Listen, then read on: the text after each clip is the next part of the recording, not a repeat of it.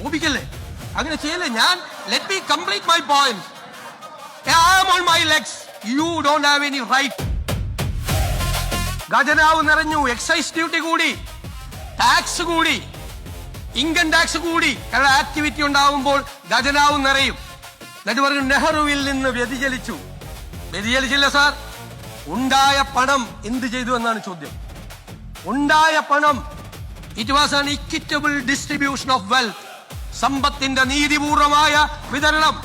ഇന്ത്യയിലെ വിദൂര ഗ്രാമങ്ങളിലെ പാവപ്പെട്ട സ്ത്രീകൾക്കാണ് പണം പോയത്. നരേഗ ഉണ്ടാക്കി ഇല്ലേ, പാവപ്പെട്ടവന്റെ വീടിൽ.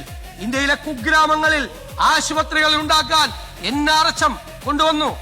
റൈറ്റ് ടു എഡ്യൂക്കേഷൻ കൊണ്ടുവന്ന് ഇന്ത്യയിലെ വിവിധ സ്ഥാപനങ്ങളിൽ, വിവിധ വില്ലേജുകളിൽ സ്കൂളുകൾ ഉണ്ടാക്കി, അധ്യാപകരെ നിയമിച്ചു.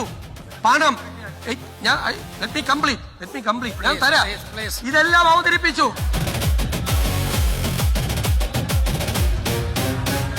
ഇത് ശല്യപ്പെടുത്താൻ പറ്റില്ല നിങ്ങൾക്ക് എന്നിട്ട്. അപ്പൊ അത് അവതരിപ്പിച്ചതിന് ശേഷം ആ പണം, അതാണ് അതേ നയമാണ് ഈ ഗവൺമെന്റിന്. അങ്ങ് ശല്യപ്പെടുത്തരുത്. ഒരു ഗവൺമെന്റ് പോളിസി ശല്യപ്പെടുത്തരുത്. ഒരു ഗവൺമെന്റ് പറയട്ടെ. അങ്ങെന്തിനാ അസ്വസ്ഥനാവുന്നത്? അങ്ങിരിക്കും. ഞാൻ അങ്ങക്ക് വഴങ്ങാന്ന്. ഞാൻ അങ്ങക്ക് വഴങ്ങാം. ഒരു മര്യാദ ഉണ്ട്. ഞാൻ എന്റെ ഒരു പോയിന്റ് കംപ്ലീറ്റ് ചെയ്തിട്ട് വഴങ്ങാം. അങ്ങേ പോലെ ഒരാൾ എഴുന്നേറ്റ് ഞാൻ വഴങ്ങായിരിക്കോ?